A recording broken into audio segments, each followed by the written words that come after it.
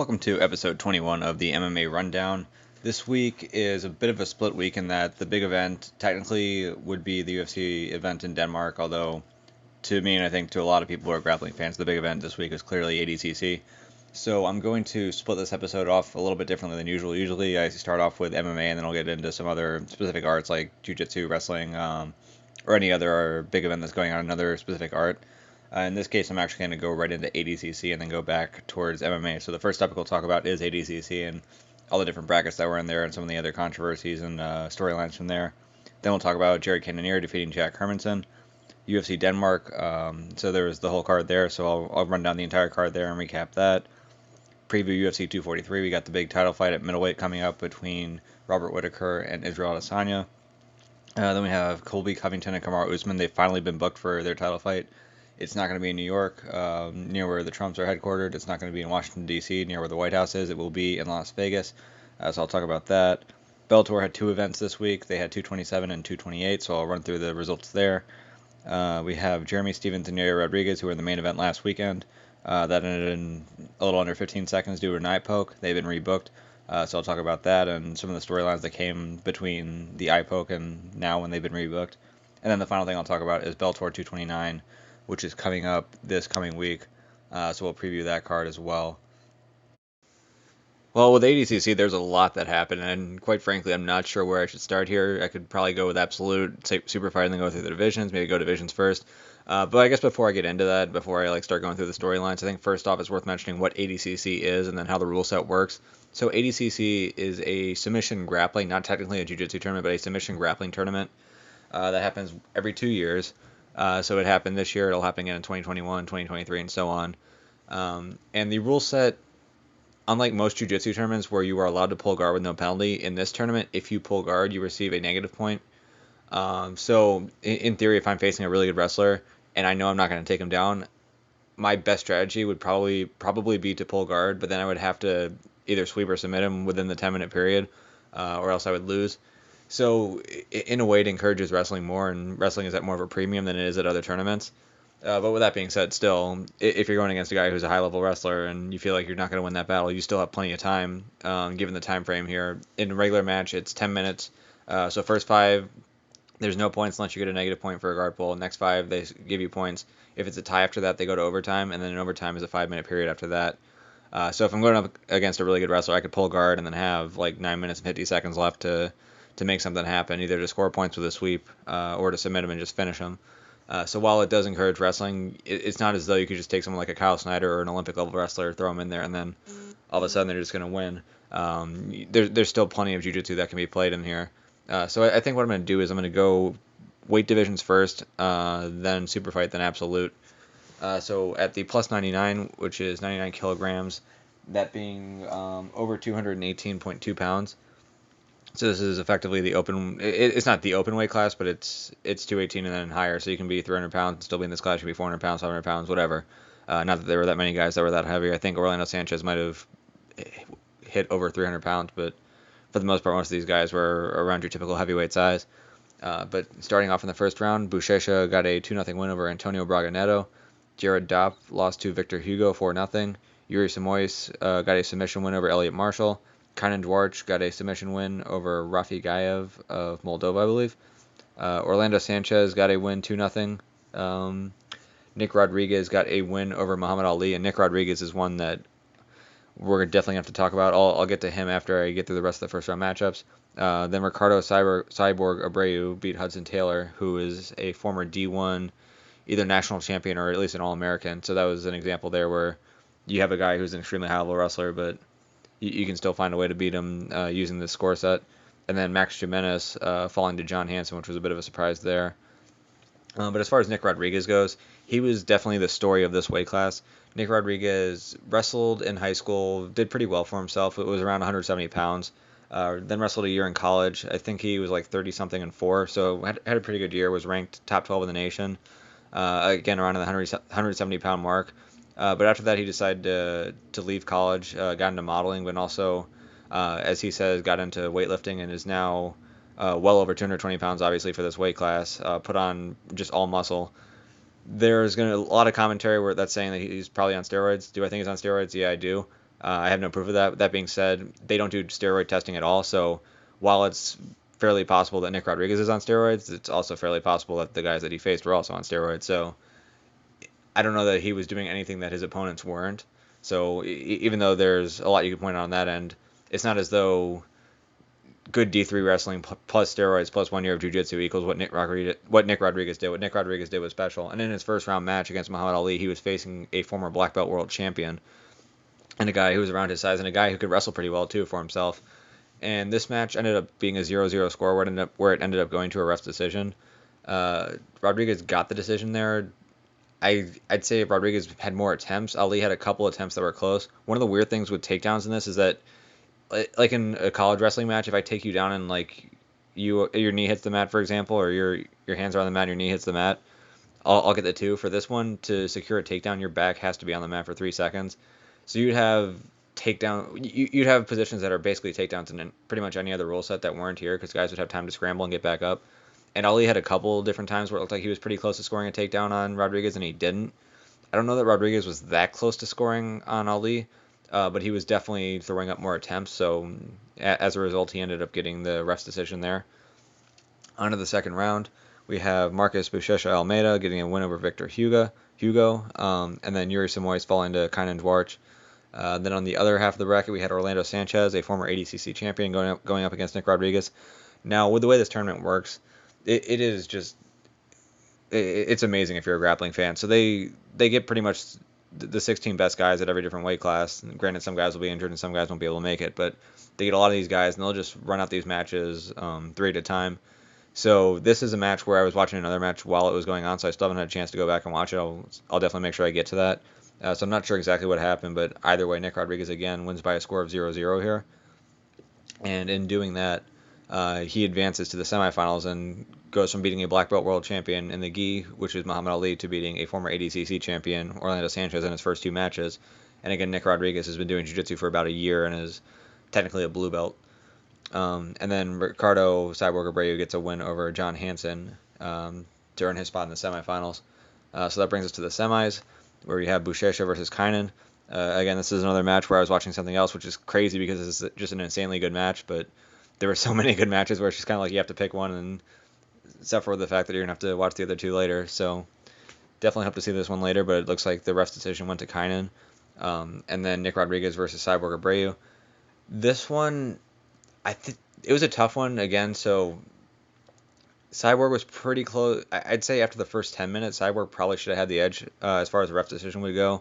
Was pretty close to getting an armbar at the end of the first period, especially. In the second period, neither of them were able to land a takedown, so it goes to a ref's decision. Again, Rodriguez was making more attempts on the feet. When he was on the ground, he would sort of like make some cartwheel attempt passes, even though he was never that close to passing. It would still show that he was making an effort, so that was enough for him to win it in the eyes of the judges. I think if I was a judge there, I probably would have leaned towards Cyborg, but I don't know that it was like a massive robbery. Cyborg just lost his mind around it, and there was a ton of controversy because of it. So Cyborg Abreu, after losing that match, threw a bit of a fit on the mat. Afterwards, during an interview, he's like, you know what, screw this. I'm not even gonna wrestle. I'm not even gonna grapple back for 3rd place. I'm not gonna do the absolute. I'm done with this. Like, this is ridiculous. There's no way I should have lost. And the score again, it was 0-0. So for Nick Rodriguez, his first 3 matches all win 0-0 by ref's decision. Although I guess it says score for the Sanchez one, so Sanchez may have pulled guard and given up a negative point. But Rodriguez wasn't putting up a ton of points, but he was also not getting scored on. But again, if you're Cyborg Abreu, you had 10 minutes off your back to do something. You were close to an armbar, but you didn't score. Weren't able to do anything on the feet. So it's one of those things where when you put it in the hands of the refs, I can understand the frustration. And the thing that I think is also worth mentioning here is this is ADCC. This is a really big tournament. I've been pretty frustrated by at least what I would perceive to be bad refs decisions before in my own matches that were nowhere near as important as this. So I can understand being upset. The thing is that Cyborg is one of those guys who loves to preach respect, honor, dignity. It's kind of like the old John Cena character from the WWE when he was like the fake rapper, where it was like hustle, loyalty, respect. There are a lot of people in martial arts who do that little hustle, loyalty, respect act, where it's all about respect and acting the right way and just being a good person. And they'll preach it. And for some people, you can tell that it's not just something they preach, it's also something that they live. But there are a lot of people who preach that where you're like, you don't live that at all. And oftentimes they act out that way. So I guess an obvious example for that in MMA would be like a Khabib Nurmagomedov, where he likes to preach that, but he'll also be the guy who jumps over an octagon and gets into a bunch of brawls with his teammates.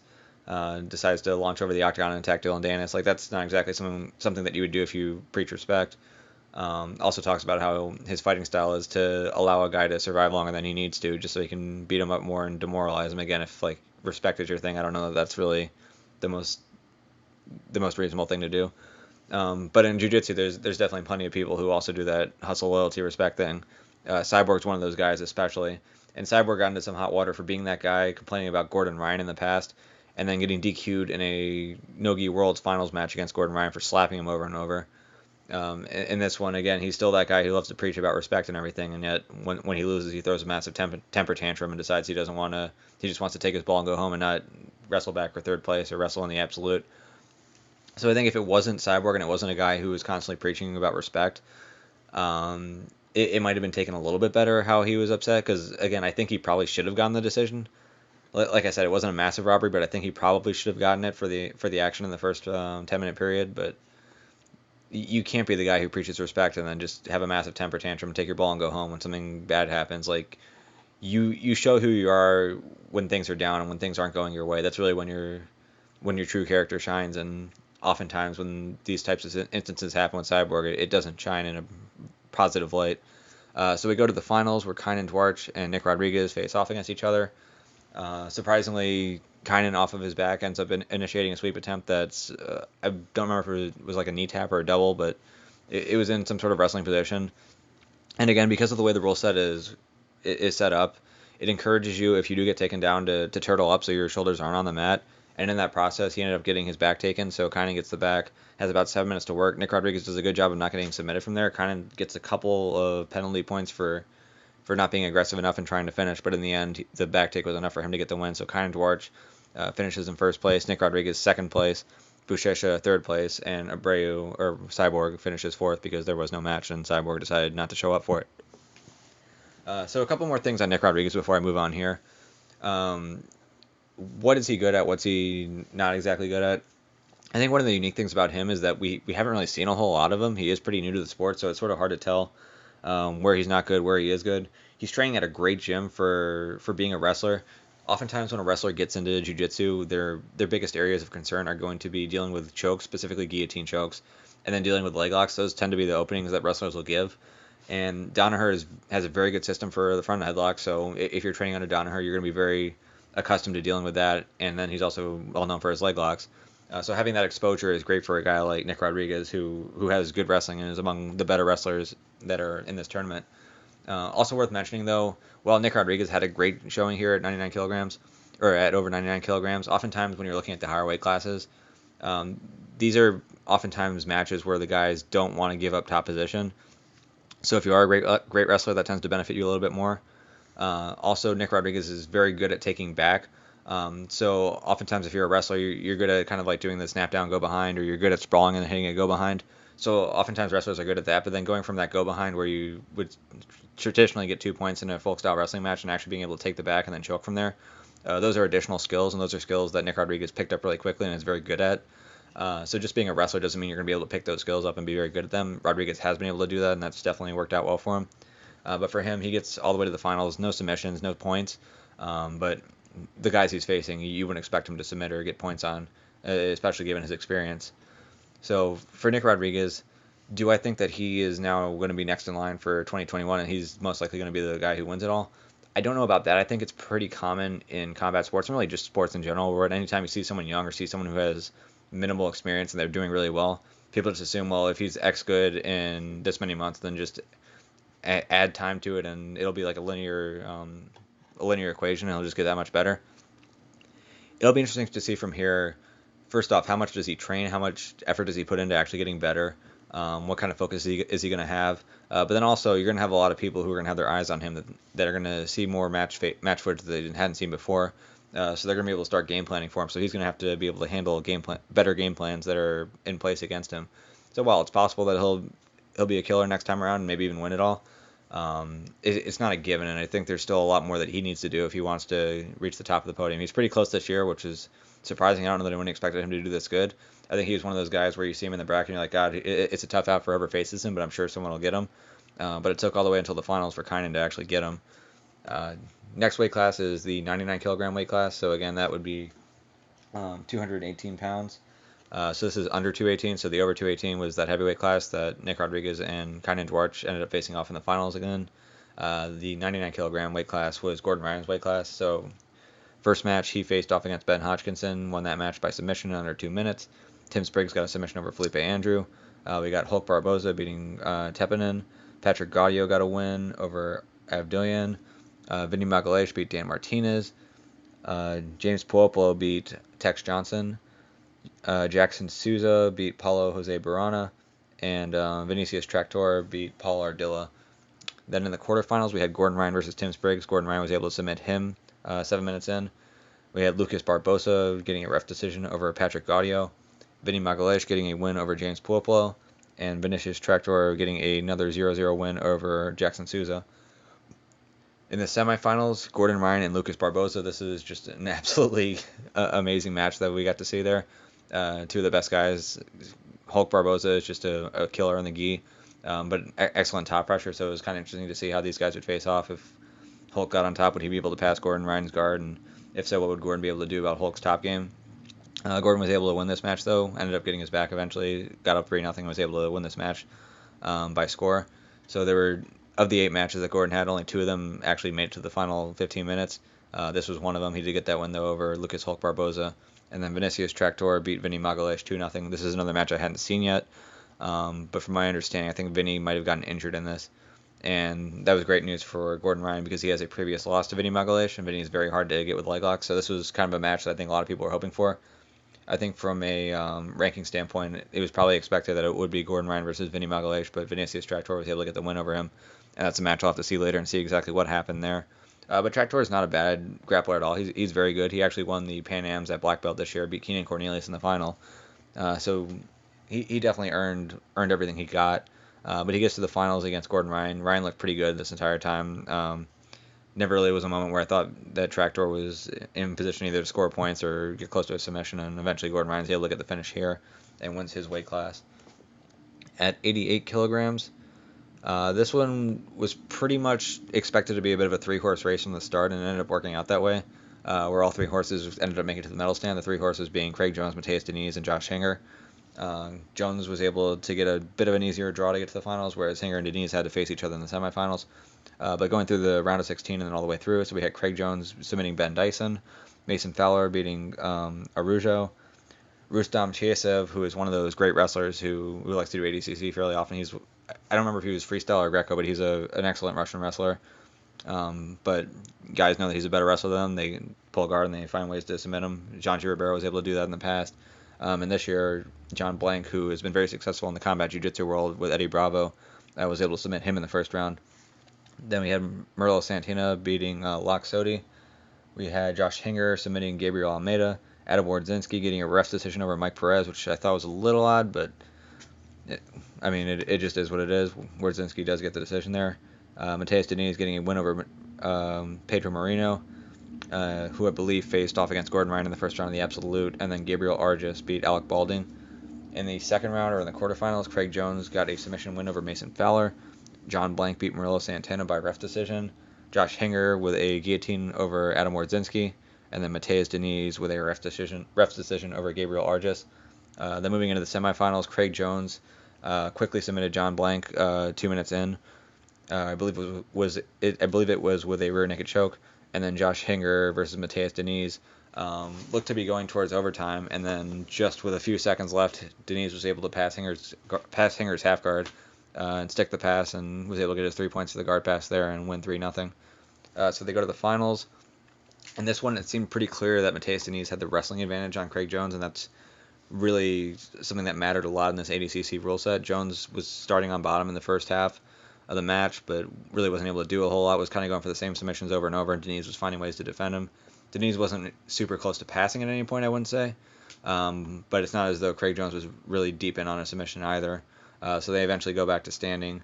And in the overtime period, Craig Jones shoots in on a shot. And with the way the rule set works, you can shoot in on a takedown, and if after 3 seconds you still don't have it, and then you go to your back, it doesn't count as a negative point, which is sort of weird, but that's how the rule set works. So Craig Jones shoots in on a takedown, but then goes to his back before the 3 seconds, so he gives up 2 points. And then from there, Mateus Diniz, who's incredibly good from top, both in terms of defending submission, but then also finding ways to pass, was able to hang on there and gets the win 2-0. So your place winners are Mateus Diniz in first place, Craig Jones in second, Josh Hinger in third, and then John Blank in fourth. At 77 kilograms, and then 77 kilograms is 169 pounds. And one of the guys who we're going to mention here in the quarterfinals definitely had a good run in the absolute. But starting off in the quarterfinals, we had JT Torres versus Ross Nichols. This match was 0-0. Nichols is a guy who's been very good in Polaris. We've seen him do pretty well there. But tough draw there, having to face the guy who eventually would become the champion in the first round. Then we had John Combs losing 5-0 to DJ Jackson. Gary Tonin with a submission win over Gamrot. Renato Canuto beating Oliver Taza. Lucas Lepre with a 3-0 win over Lachlan Giles. Lachlan Giles is his name you're going to hear again. He's also a guy who's pretty good on the Polaris scene, but he definitely made a name for himself this year in the absolute. But I think a lot of people are looking at this and saying, oh, wow, Lachlan Giles is so bad in his own weight class. Lucas Lepre is a guy who's typically either in the finals or winning this thing, especially in the gi. He is one of the best grapplers ever, especially for his weight class. If you look at the weights he's competed at, he has an argument as being the best guy ever at that weight. So for Lachlan Giles to lose 3-0 to him, there's really no shame in that. But unfortunately for him, 77 was just a stacked weight class, and that's who he got stuck with in the first round. Then Dante Leon versus Jonathan Satava, which is just a killer first round match as well. But Dante wins this one 3-0. We had Wagner Hosha getting a ref's decision over Tulio, and then Edwin Najmi falling to Celso Vinicius in the first round. In the quarterfinals, JT Torres beat DJ Jackson 3-0 with a nice little takedown. I believe it was like an inside reap where he had like double underhooks and kind of like shot through him. Then we had Gary Tonin defeating Renato Canuto in just an absolutely stellar match. Great showcase of wrestling for both of them. One of the things I've talked about in the past is that Gary Tonin is known as having some of the better wrestling in the jiu-jitsu community, especially at the ADCC level, and he really showcased it in this match. Lucas Lepre getting upset by Dante Leon, surprisingly, but he falls there in the quarterfinals. And then Wagner Hosha beats Celso Vinicius. So then we have JT Torres versus Gary Tonin. Torres wins that match 2-0. And then Dante Leon loses a ref's decision to Wagner Hosha. And then the first place match, you have JT Torres winning 3-0 over Wagner.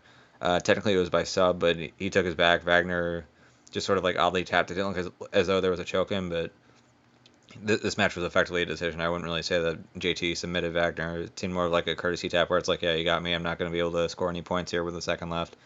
Like, I'll just give it to you, which is sort of like a weird move, but I mean, whatever. JT was going to win either way. So your place winners here are JT Torres in first place, Wagner Hosha in second, and then Gary Tonin defeating Dante Leon in the third place match. So Gary Tonin gets a medal here at ADCC. And then at the 66 kilogram weight class, this is the lightest weight class they had there, which is at 145 pounds. You had Paulo Miao winning his first match against Kenta Iwamoto. We had Nicky Ryan beating Shane Jamil Hill Taylor 2-0 in what was a bit of an oddly scored match. So Shane Jamil Hill Taylor is a former black belt world champion in 2018 in the gi. Nicky Ryan, I think, is still technically a purple belt, but he's definitely at a black belt level right now. But what was odd about this one is that Shane came up on a sweep, but was still stuck in a leg entanglement. Did not get any points for it. But then after he cleared the entanglement, Nicky Ryan, who was off of his back, ends up coming back up on top, and he gets his 2 points. So they did not give Shane his 2 points for coming up in the first place. But then they acknowledged that Nicky Ryan had bottom position and then came up on top, so he got his 2. So again, I'm not quite sure of all the intricacies of the ADCC rules, but it seemed to me that should have been a 2-2 exchange rather than a 2-0 exchange. But that's the exchange that decided the match. And so Nicky Ryan was able to advance there, past the black belt world champion, and move into the quarterfinals. Then we had Augusto Tonquino Mendez getting a submission win over Keith Krikorian. So a tough loss there for 10th Planet. Another 10th Planet guy falling is Gio Martinez against Mateus Gabriel. Mateus Gabriel is this year's black belt world champion, so Gio Martinez is pretty good, but wasn't able to get past him. Pablo Montavani just running through Thomas Halpin, 13-0. We had Tai Ruotolo beating Bruno Forzato. Richard Alacorn over Gianni Grippo 4-2. And then Ruan Alvarenga was up 3-2 on Kennedy Maciel, but Kennedy was able to come back with a triangle choke late and steal the victory there. In the quarterfinals, we had Paulo Miao versus Nicky Ryan. Really good match there. This is one of those ones where Paulo Miyao seemed to decide early on that he wasn't going to win the wrestling exchanges, so he decided to pull guard, give up the negative point first, and then try to work and hit a sweep after that. So he was successful with that strategy, ends up winning 2-0. Then we have Tonquinho Mendes versus Mateus Gabriel. Tonquinho, former black belt world champion. Mateus Gabriel, current black belt world champion. Tonquinho is able to get the win here. Tonquinho also has fought in the UFC. Most notable opponent would be Cody Garbrandt. So it's pretty cool to see him jump back in this tournament, and that's a really big win for him, but that definitely wasn't the last big win of the tournament for him. Then we had Pablo Montavani versus Tai Ruotolo. Ruotolo wins the ref decision there, and then Kennedy Maciel with a 2-0 win over Richard Alicorn in the other quarterfinal. So that means on the top half of the bracket, you have a couple guys who have plenty of world titles to their names with Paul Miyao and Tonquinho Mendes. And then on the bottom half, you have a couple of guys who are incredibly young, although Maciel, I believe, has a no-gi world title to his name. But anyway, Paul Miyao versus Tonquinho Mendes ends up going to the ref's decision. Tonquinho gets the decision here, so he moves on to the finals. Tai Ruotolo, who is 16 years old. He has a twin brother, Cade, who's also really good. Wasn't able to qualify this year, but I'm sure next time this comes around, he'll probably be in the tournament as well. But makes his run to the semifinals, goes up against Kennedy Maciel, who is Cobrinha Rubens Charles, his son. Also goes by Cobrinha Jr., but he wins this match 3-0, so Cobrinha decides not to compete this year, lets his son compete instead in his place, and his son ends up making it to the finals against his old nemesis, Tonquinho. So we get that match in the finals, and Tonquinho was able to get his back, gets up 3-0, and ends up winning this to win the 66 kilogram division. So your placers are Augusto Mendes in first place, Kennedy Maciel in second, and then Paul Miyao and Tai Ruotolo had a killer match in the third place match where Paul Miao's knee just got mangled, but he chose not to tap, and so he was able to hang on to a 2-0 lead and take third place here. But good showing by Tai regardless to have a deep leg lock on Paulo, and would have been able to finish just about everyone but the Miaos, who I think have gotten to a point where they just decide that they're not going to tap the leg locks, they'll just let their knees get mangled, and that's how they'll live. So I guess in your 20s and 30s you can win a lot of jiu-jitsu competitions, but maybe past that, not having an ACL and not missing a lot of other tendons may not be the best thing, but at least in the short term, it seems to be working for him. Paulo gets a medal here rather than getting no medal, so I guess to him it was worth it. That's a decision he made. So then there was the super fight. Or actually, you know what? No, we're going to go to the females first, then we'll talk about the super fights later. So in the females, they only have two divisions, and that division is split at 60 kilograms. So 60 kilograms equates to 132.3 pounds. So that means for the over 60 kilograms, you could be 135 pounds and face anyone who's like 200 pounds, 300 pounds, whatever. And then obviously if you're under it, then you're under it. But Gabby Garcia competes in that over 132 pound weight class. Obviously she's around 240 pounds. So that ends up meaning that just about every match she's in, she's got a major size advantage, and that seemed to work out pretty well for her. So in the first round, she wins 2-0 over Egger of Switzerland.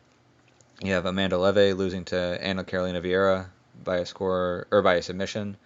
We have Tyann Porfirio defeating Jessica Flowers by ref's decision, and then we have Santi defeating Natalie De Jesus, who has a recent win over Gabby Garcia in the gi, but she gets knocked out in the first round. Then the semifinals, Gabby Garcia wins a 0-0 ref's decision over Ana Carolina Vieira, who is Rodolfo Vieira's sister. Rodolfo Vieira obviously is the new entrant into the UFC and also a 5-time world champion, 4 times in the gi, and then 1-time ADCC in 2015. And then Porfirio loses to Santi, or Karina Santi. So then they go to the finals, Gabby Garcia versus Karina Santi. Garcia gets the win there by submission.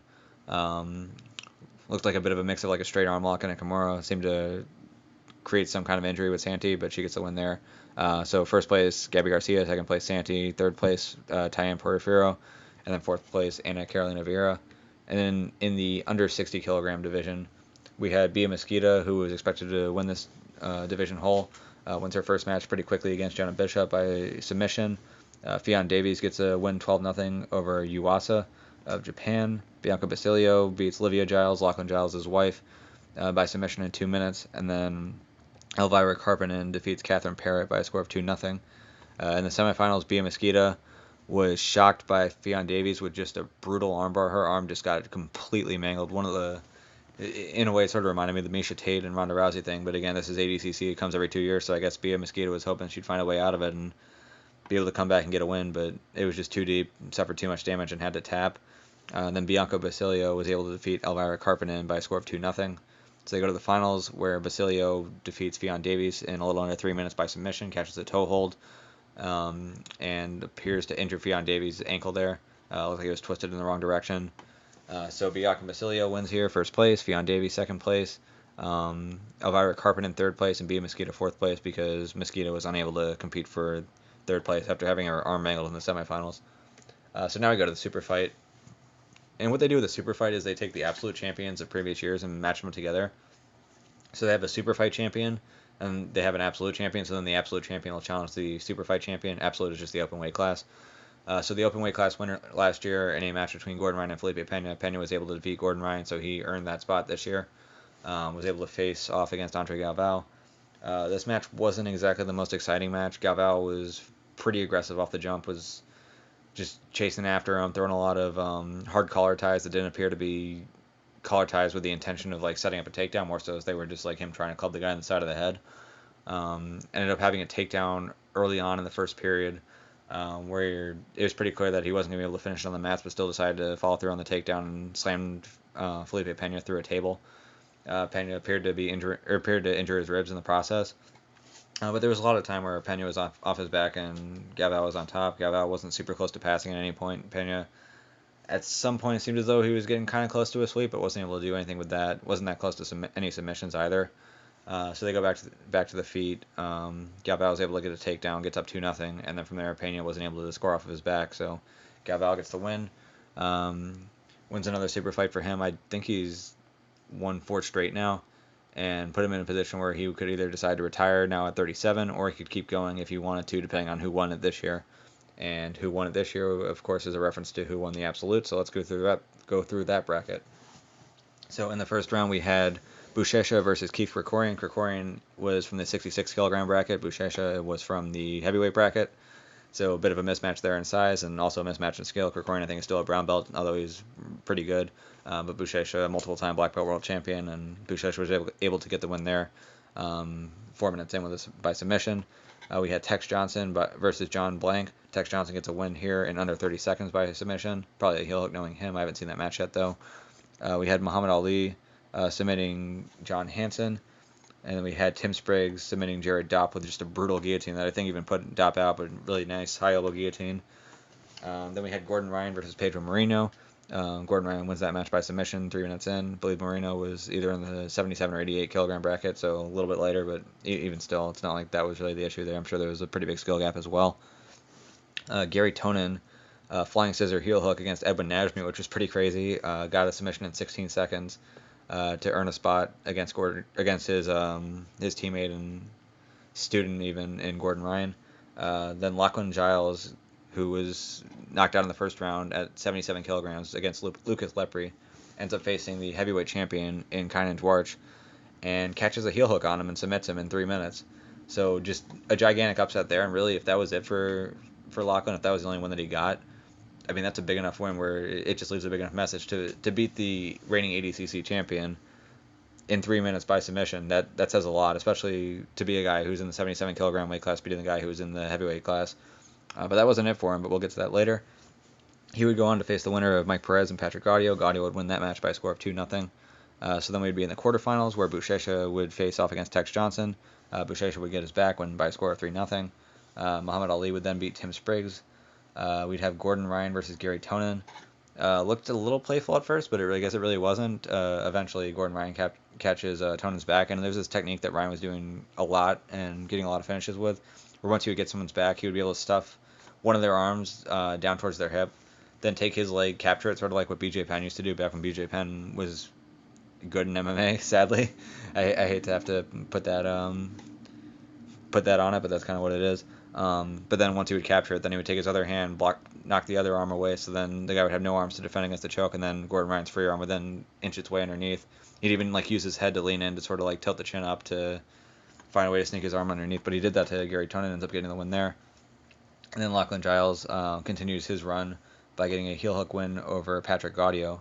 Gaudio, I believe, is a 99 kilogram guy. So again, a guy who's 22 kilograms heavier than him, and no slouch in his own right. In the semifinals, we have Buchecha versus Muhammad Ali. Buchecha gets the win here by submission. And then on the other semifinal, we have Gordon Ryan versus Lachlan Giles, and kind of a similar situation there where he was able to get the back and eventually find his way to that rear naked choke after trapping an arm. So he ends Lachlan Giles' run in the absolute and moves on to the finals himself. Then in the finals, Gordon Ryan versus Buchecha. I'm not entirely sure what happened here, but after 20 minutes, there was no score. Gordon Ryan, although in the first couple of minutes, had a really nice sweep that he used from butterfly guard off of like a straight arm lock attempt. But there were no points at that point, so it didn't really count for anything. I think had it gone to a decision after the first 20 minutes, Gordon Ryan probably wins anyway. But after a stoppage and a reset, Buchecha decides he wants to like lay down and readjust his color band, which the whole purpose of the band is just to signify like who's what on the scoreboard. It's not as though like it needs to be anywhere like it's supposed to like support anything. So it was pretty clear he was just trying to find like some excuse to catch his breath there, and it seems as though the ref caught on and they penalized him for it. So I'm not sure if the penalty was for him just adjusting the band or if it was for him just not engaging enough beforehand, or if it's sort of like a mix of both. But he was given a penalty point there, so at that point the score is 0-0, but now it's 0 and then penalty point Buchecha. So at this point Buchecha has to score to make up for that, and he just wasn't having any success at all getting past Gordon Ryan's guard. One of the issues that he was having is that he didn't want to get his hips too high over Gordon Ryan, and it sort of limited a lot of his passing options because he was afraid of getting caught in any leg entanglements. And so having that issue in play, it made it really tough for him to pass Gordon's guard. He wasn't able to do so. And so Gordon wins by a score of 0-0, but one penalty point for Buchecha. So Gordon not only wins his weight class at 99 kilograms, but also wins the absolute and earns himself a shot at Andre Galvao in 2021 if both are able to make it. And that's going to be just a killer match there. Because again, this match here with Buchecha was one of those ones where you kind of have like the new school trash talker in Gordon Ryan versus like the guy who at least professes to be an old school guy who's like all about respect, and the new school trash talker wins. But Galvao's a guy who really goes out of his way to talk about how he's old school and he's all about respect.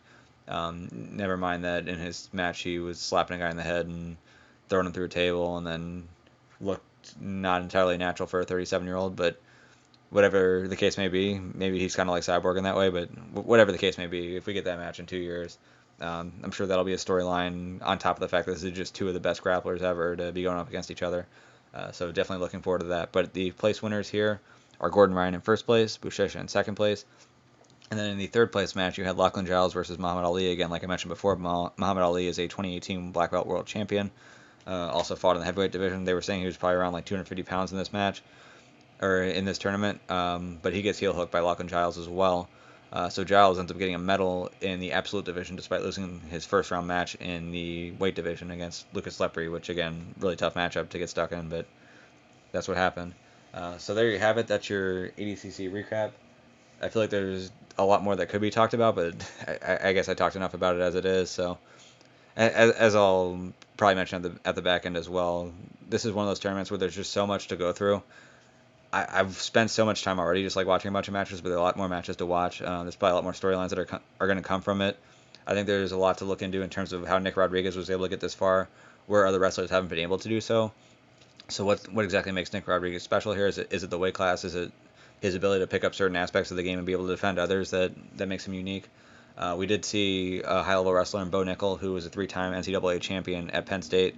After seeing Nick Rodriguez do pretty well, made it clear that he intends to compete in ADCC the next time around in 2021.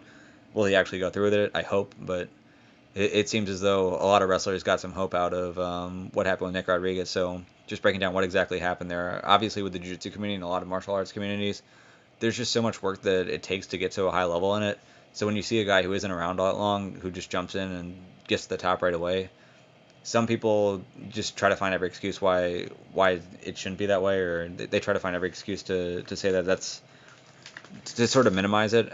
I wouldn't minimize what Nick Rodriguez did. What Nick Rodriguez did was fantastic, but just understanding the why more so than just trying to like say, oh, he takes steroids, which I mean a lot of people take steroids, or just saying, oh well, it's because he wrestled for a while. Well, a lot of people have better wrestling backgrounds than he does and don't have his success. So what exactly does he have that makes him special? I think just having some more time to look into that might be something I'll either talk about just in a separate video or something I'll talk about in some podcast in the future. But I guess that covers it for now as far as the instant reactions go, and we can finally, after all this talk of BJJ, get into MMA now. As for the MMA portion of this week, the big event that we had was UFC Fight Night in Denmark. This was on ESPN Plus. In the main event, we had Jack Hermanson, who at the time was ranked number 4 at middleweight, versus Jared Cannonier, ranked number 9. Real good opportunity for Hermanson if he gets the win to potentially cement himself as the next contender. I know right now Paulo Costa probably is the number one contender after his win over Yoel Romero, but nothing's set in stone. At the very least, if there's a tough fight between Robert Whittaker and Stylebender where the two need to take some time, the winner of this fight could potentially face Costa for the next title shot. So a big opportunity for both of them. Cannonier comes out pretty strong. There were a couple of decent takedown attempts by Hermanson, but Cannonier was able to get out of them. When it was on the feet, for the most part, Cannonier did a much better job of defending leg kicks, but then also when he was throwing leg kicks, they were landing and doing a lot of damage to Hermanson. Eventually catches him with an uppercut early in the second round when Hermanson shooting everyone on a takedown, has him hurt, and is able to finish him from there. So huge win for Jared Cannonier. Still not the best in terms of what he's saying on the mic. Sort of a weird personality. He's talking about like having these weird rocks that give him, or that like take away bad energy. I think Pyrite was the rock he was talking about. Also was refusing to call anyone out specifically. And I understand the idea if like you want to be like respectful and you don't want to call someone out to fight them, but at the same point, like this is a sport, you kind of have to call your shots here.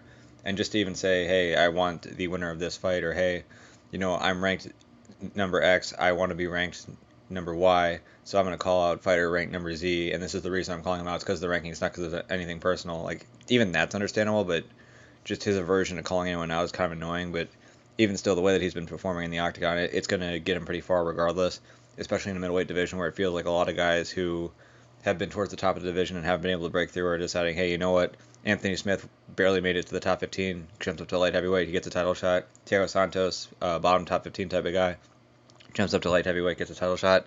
Maybe I'll do the same. So we saw Rockhold leave, we've seen Jacare go, we've seen Weidman go. So a lot of the top guys in the division are starting to thin out, and that gives an opportunity for a guy like Cannonier, who's had a couple really nice wins in a row, to find himself near a title shot, even though he might not be the most exciting guy on the mic. As for the rest of the card, we had Mark O. Madsen getting a win over Danilo Belluardo. Madsen was making his UFC debut, former Greco-Roman silver medalist at the Olympics.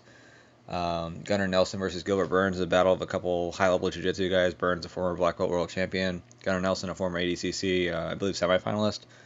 But Burns was able to get the win here. Pretty close fight. I think it was a round apiece after two, and then in the third round, Gilbert Burns was able to take it away just by being more aggressive on the feet and landed a couple takedowns on the fight as well. Then we had a very interesting fight between a couple of just super jack guys, and Ion Cutelaba and Khalil Rountree. Cutelaba was able to score a couple takedowns. The final takedown he was able to score, he was able to land some big ground and pound right off of it. Had Rountree hurt and then was able to finish him up against the fence.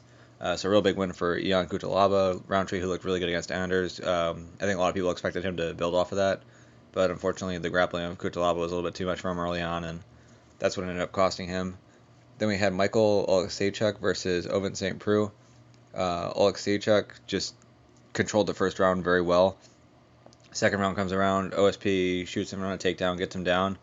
And a lot of people are ripping on Oleksiejczuk for getting caught in a Von Flue choke, and that a lot of people who fight OSP end up at risk of that. OSP has 4 Von Flue choke finishes, so it's one of those things where people assume, hey, if you're fighting OSP, just don't hang on to a guillotine. OSP has some very unique setups with his Von Flue choke, particularly this one, where even if you aren't going for a guillotine on him, he can still find a way to get it. So typically when you're catching a Von Flue choke, the way that it works is that I have a guillotine, and when you're defending a guillotine, if your head is on your opponent's right side, then you want your body on his left. So you just want your body on the opposite side of where your head's at. And the idea is that if I'm holding the guillotine, the guy has his body on the opposite side, and he's past my guard that way, and I keep hanging on, that's when I'm going to get caught. But if it's still in a half guard, I'm usually safe. With OSP, even if you are in half guard, you're not necessarily safe. But in this case, it didn't really look like Oleksiejczuk was really fighting for a guillotine. It was more so OSP was in half guard and sort of pulled his arm into that position, positioned it there himself, and then was able to finish it from there. So OSP wasn't like using the Von Flue choke as more of a reactionary counter choke, which it normally is. It was more something that he like went out of his way to attack with, which I thought was pretty unique. And something I'm definitely going to look at a little bit closer, maybe even do a breakdown on. And then in the first fight on the card, we had Nicholas Dalby returning to the UFC with a win over Alex Oliveira, which was pretty surprising to me. I thought Oliveira was going to win this fight, but pretty close fight, 29-28, so 2 rounds to 1, but Dalby was able to get into some dominant positions on the ground. Did pretty well on the feet as well, so big win for him. On the prelims, we had John Phillips with a win over Alan Abadovsky. This fight lasted 17 seconds. Phillips is a bit of a sloppy guy, but he does hit pretty hard, and in this case, he was able to hit Amedovski pretty hard right off the bat and was able to just chase after him and finish him. Had him stunned like 2 or 3 different times, and finally dropped him and finished him on the ground. We had Alessio Di Chirico losing a unanimous decision to Mahmoud Muradov, 29-28 in all 3 cards. Siyar Bahadurzada just got destroyed by Ismail Nardiev, unanimous decision, 30-25, 30-25, and 30-26. We had Brandon Davis and Giga Chikadze. This looked like a pretty clear win for Chikadze. Ends up going to a split decision, and they counted the scorecards wrong, so when you were watching it initially, it looked as though it was going to be a draw, or a split draw. They got the count right, so Chikadze did get the win here by split decision, but it should have been a unanimous decision. I don't know how Davis won 2 rounds in that by any judge's opinion. Then we had Lena Landsberg getting a unanimous decision over Macy Chiasson. Mark Casey with a unanimous decision over Lando Venata. And then Jack Shore with a rear naked choke over Nolene Hernandez. So the big event that's coming up, though, and that's going to be the one coming up this weekend, we've got a big pay-per-view here coming in Australia. Main event will be Robert Whittaker versus Israel Adesanya. This is a fight that we've been waiting for a while. Back in April, Adesanya got that interim title. So this fight is one that we've known was going to happen for a while now. So we're finally going to be getting it. As far as how I think this fight's going to go, I think you probably got to lean Adesanya just because you would assume this fight's going to be standing for the most part. The way that Kelvin Gastelum was able to close the distance on Adesanya and give Adesanya a lot of problems was surprising to me in that last fight. And I think had the Gastelum fight not happened, I think I would be giving Whittaker a smaller chance than I am now. But that does give me something to look at for Whittaker versus Adesanya. But to me, like I said, I don't know that Whittaker is going to be terribly successful in getting this fight to the ground. If he is able to get to the ground, I don't know that he's going to be able to do a ton of damage from there. Israel's got a lot of good different attacks off his back. Good at creating scrambles, so even if he doesn't catch a choke or catch a triangle, he's still good at using that to create a scramble and then get back to his feet. So I think if this fight does stay standing for the most part, even though Whittaker is very good on his feet, I feel like it's going to be one where Adesanya is going to have the edge. If he doesn't finish him, he'll at least outpoint him, and in doing so will become the undisputed champion. Coming event on the card will be Ali Akinta versus Dan Hooker. Big opportunity for Hooker. Hooker had a pretty good shot to work his way up the lightweight rankings when he faced Edson Barboza a little while back. Really bad matchup for him, though. Hooker is a guy who likes to strike with most people. Same with Barboza, but Barboza is a better striker. And in this fight that was mostly on the feet, Barboza got the edge on him. Hooker versus Iaquinta, I think Hooker probably has the edge on the feet in this matchup, though. Iaquinta, better wrestler than Hooker is, but is he going to be able to take him down? Is that what he's going to try to do? I don't know about that. So this is probably going to be a pretty competitive fight, and one where if Hooker does get the win, and I think matchup-wise, he's got a pretty good shot at it. He could definitely climb up the rankings pretty quickly here. Then we have Tai Tuivasa versus Sergey Spivak. So Tuivasa, the Australian, gets a main card draw here.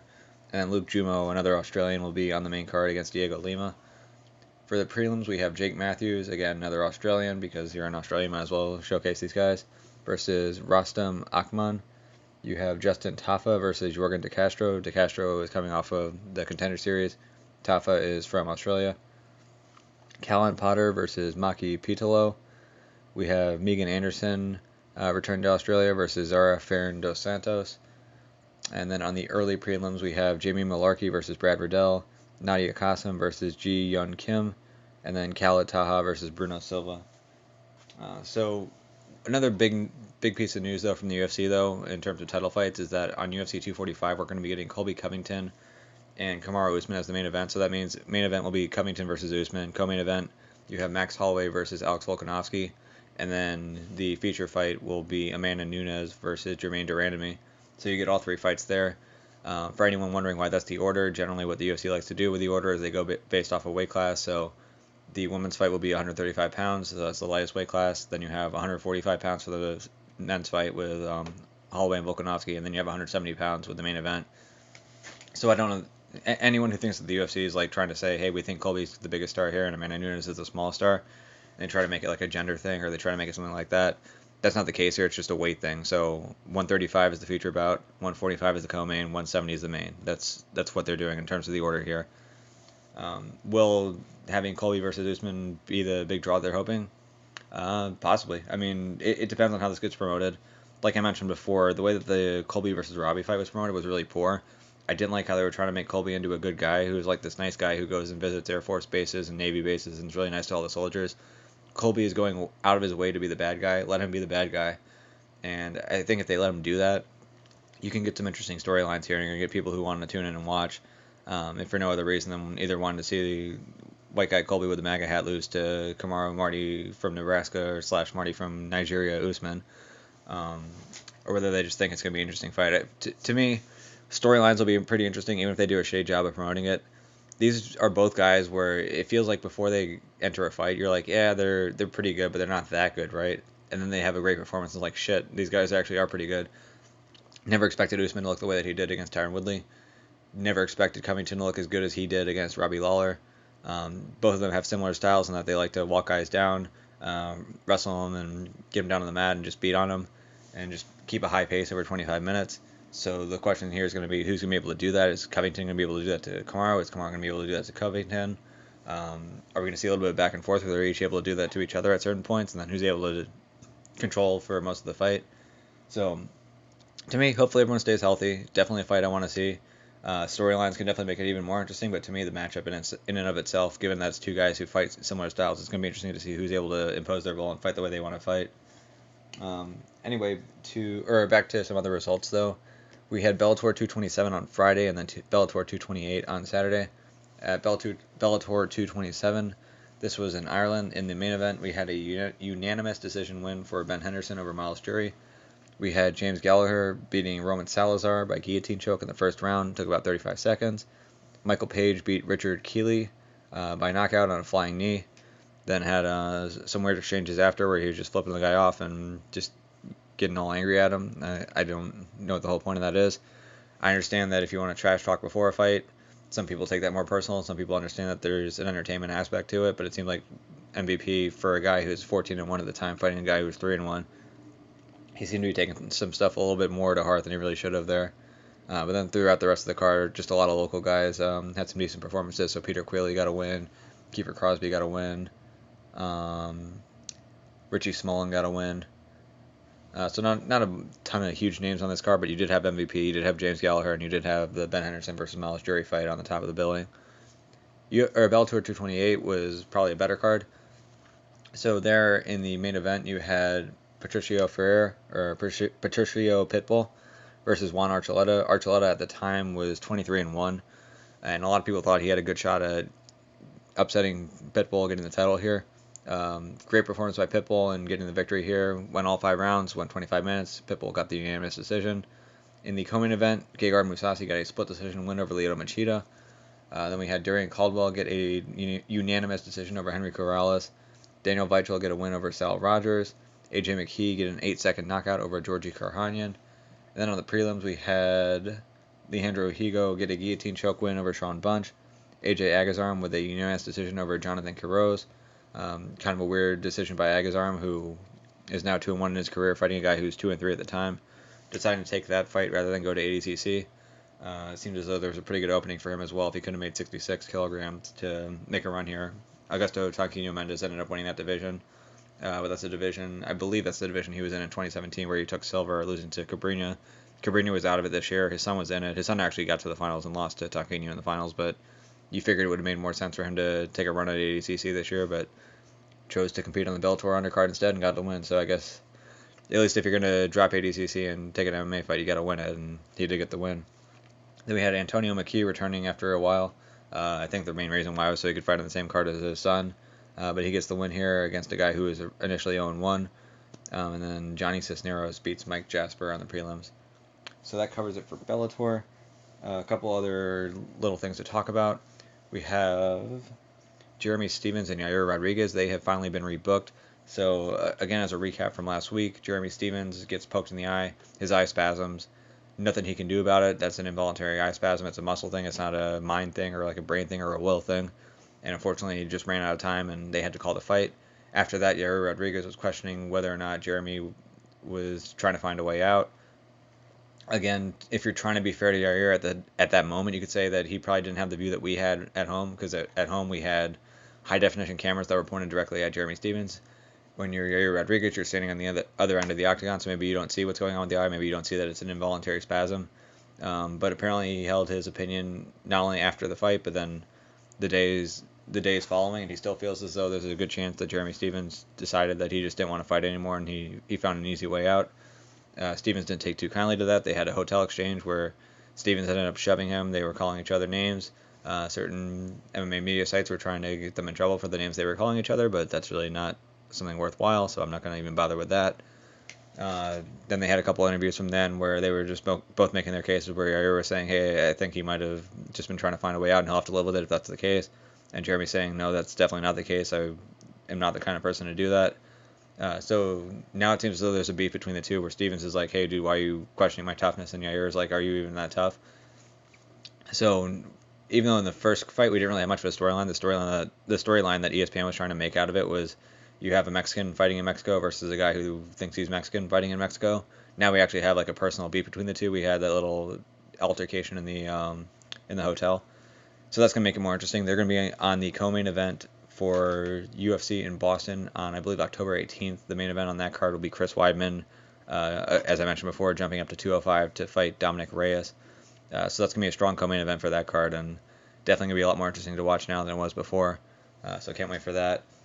Final thing to talk about for MMA for this week is the upcoming Bellator card that'll be coming up next week. Definitely not going to be getting the same attention that UFC in Australia is going to be getting, but it'll be the day before. In the main event, there's going to be Andrei Koreshkov versus Lorenz Larkin, so a battle of two really good welterweight strikers. We've also got Sadawad versus Goti Yamauchi. Yamauchi at a point looked like he was a really big rising star for Bellator. Had to face some of the top guys and wasn't able to get past that, but still a very talented fighter. We've got Derek Anderson versus Guillermo Vasconcelos. We have Joe Schilling versus Tony Johnson. Anatoly Tokov versus Horacio Darpinian. And then Carrie Melendez, Gilbert's wife, against Mandy Polk. So that'll cover it for this week. Looking forward to a lot of good MMA this coming week. Obviously, the UFC card, the big pay-per-view in Australia is going to be really good. Can't wait for that main event between Stylebender and Robert Whittaker.